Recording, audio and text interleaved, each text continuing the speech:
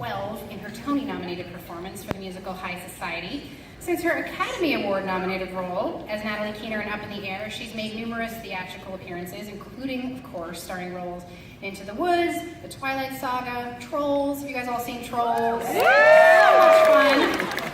And of course, the other latest one as well, The Accountant, with Ben Affleck, which is also excellent. But of course, the Pitch Perfect film franchise. Pitch Perfect. That was a blast. But then, of course, she had to go further and achieve the triple platinum hit song, Cups. Anybody heard Cups? Yeah. She tells a great story about the first time she heard that on the radio. I was like, wait a minute, I'm an actress. What is happening to my on the radio?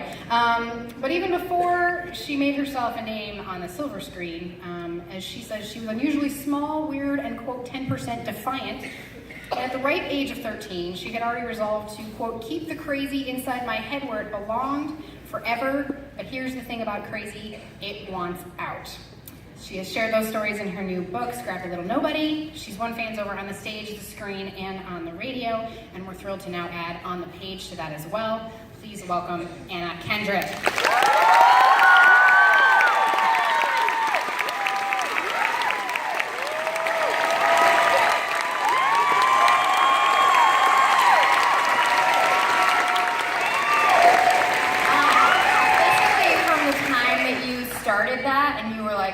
Broadway debut, I was really already excited about sticking my leg out of the curtain like that.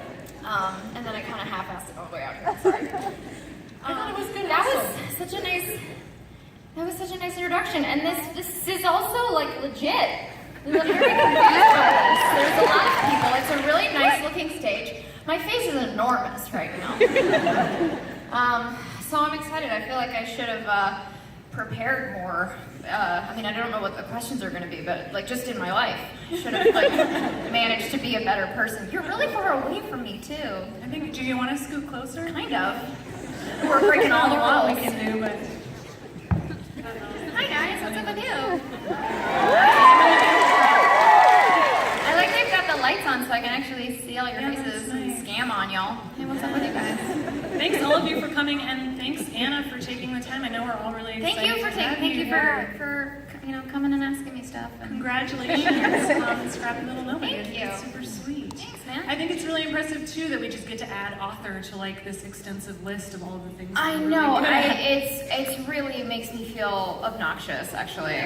I think that's why we like you, because you still kind of have that. Yeah, like I really did, because I make like a joke about it in the book, but like I did have that moment where I was like, oh, my Wikipedia page is gonna say author, and I'm like such a dick.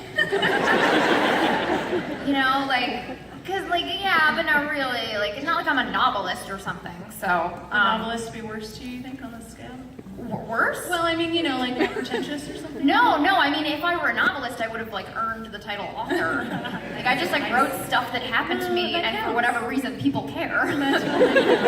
So I want to start kind of early on. I mean, the book is dedicated to your brother, Mike. Yeah. And he is a really prominent character, not only in the book, but I imagine, therefore, in your life. Yeah, he's all right. And I was wondering if you could talk a little bit about the fact that he really helped encourage you to perform from super early on.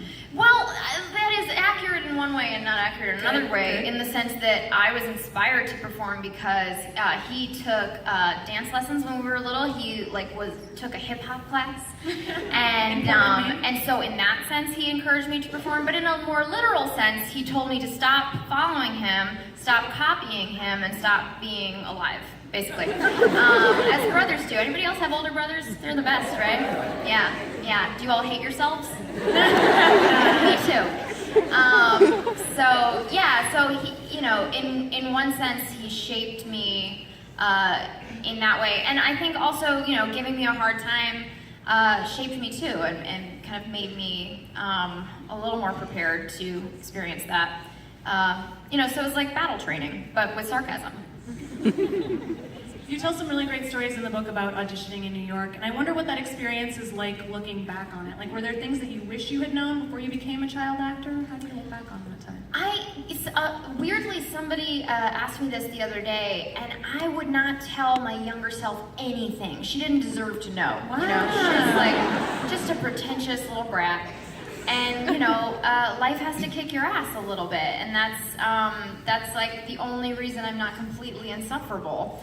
So I don't know that there's anything that, I mean, I suppose I would go back and tell myself to stop being so obnoxious, but I don't know that there's anything that would have helped me, because unfortunately all the stuff that is helpful, everybody's already said, you know, like to be relaxed and be confident and all that stuff, and like, thanks, great, because I was intentionally being, you know, nervous and insecure. Well, and how helpful is it when you're super nervous and insecure to have somebody just be like, just relax? No, that's like, exactly just what I calm mean. down, you're Like, fine. yeah, that's exactly what I mean. It's not like I thought I was doing it wrong. I just couldn't actually take somebody's advice, because sometimes it's not that simple. Yeah, I don't know that there's anything that could have saved me from being myself at that age. That sounds like kind of a beautiful way of reconciling yourself with it, though. You know what I mean? Like not having any regrets about anything that Yeah. happened. Well, It's no, just really and of course, remarkable. knowing that 10 years from now, and so on and so forth, I'm gonna be like, oh, there's nothing I could have said to stop me from going out on that stage in Chicago, talking to all those people, making a real fool of myself. So I can't wait for that. Just the cycle continues. So 10 years ago, could you have guessed that you would be here? Is this like completely... This specifically never would have crossed my mind, no. I mean, I think I just hoped to be paying my bills. That's all I ever really aspired to, was to do the thing, you know, do the stuff, your dream, etc. And to not have to have a second job to keep the lights on. Like, that was the kind of the most that I could actually dare to hope for, I guess. So what now, looking forward, does success look like for you? You know, I mean, if the goal at one point was to be able to pay your bills and not have two jobs, like, what now do you aspire toward, and how different is that from, like, you know, well, you can pay your rent now, right? Well, I think there's always, and it's one of those things where I want to hang on to that quality in one sense, and I also want to be careful of that quality in another. And that is that feeling that you have something to prove. And I think everybody probably feels that way in their own way, whether it's because, you know, because they grew up with no money, and so they feel like they have to prove that they can be successful, or because they did grow up with money and they want to prove that they got there on their own merits. Like, no matter where you come from or what your situation is, I think that is the thing that drives you, and you don't want to let that start making you make decisions out of fear. But at the same time, I think, you know, that's the reason I get out of bed in the morning. Is Sometimes.